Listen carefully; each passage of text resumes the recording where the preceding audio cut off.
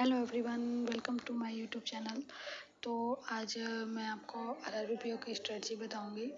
और आरआरबी की स्ट्रेटजी मैंने क्या अपनाई है वो सिंपल सा है कि मतलब 90% फोकस जो है मेरा वो मेंस पे है। ठीक है, क्योंकि और मेंस पे और करंट अफेयर्स पे, ठीक है। क्योंकि अगर आप ये सोच रहे हो कि हाँ मैं प्री प्री करता रहूँ और या करती रहूँ, उसके बाद फिर मेंस कर लूँगी, या जितने भी 1 मंथ का गैप मिलता है उसमें ये टेंशन में निकल जाती है कि कट ऑफ क्लियर होगी नहीं होगी।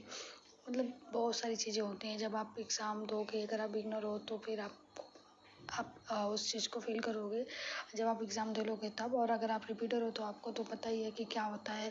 ठीक है, तो बेस्ट वे तो मुझे लगता है कि यही है कि आप मेंस को लेकर साथ में चलो, और यही सही है मेथड है। और मेंस ही नहीं, सिर्फ मेंस में मतलब कि करंट अफेयर, ठीक है। करंट अफेयर को आप मतलब अभी से तैयार करो, और मेरे मान तो मार्च से तैयार करना ज़्यादा बेटर पड़ेगा, क्योंकि लास्ट में वही हो जाता है कि जिन आपको एक एक दो नंबर के लिए यहाँ पे वो रहता है, सिलेक्शन नहीं होता है लोगों का। तो कुछ भी छोड़ देना मतलब मुझे लगता है कि बेवकूफ़ी होती है, और वो बेवकूफ़ी मैंने ऑलरेडी कर चुकी हूँ। ठीक है, इस साल का मैंने मैक्सिमम मेंस में सिलेक्शन बस इसलिए नहीं होगा क्योंकि मैंने करंट अफेयर अच्छे से नहीं पढ़ी थी।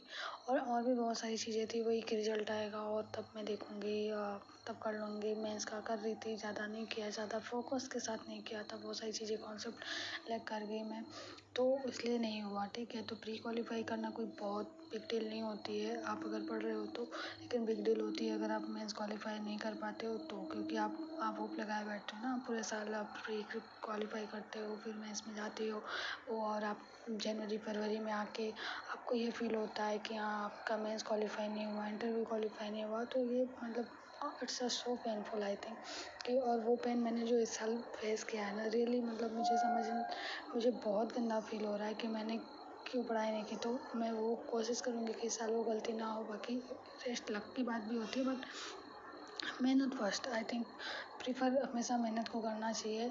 और मैं वही करने वाली हूँ, इस बार अपना बेस्ट दूँगी। और इस बार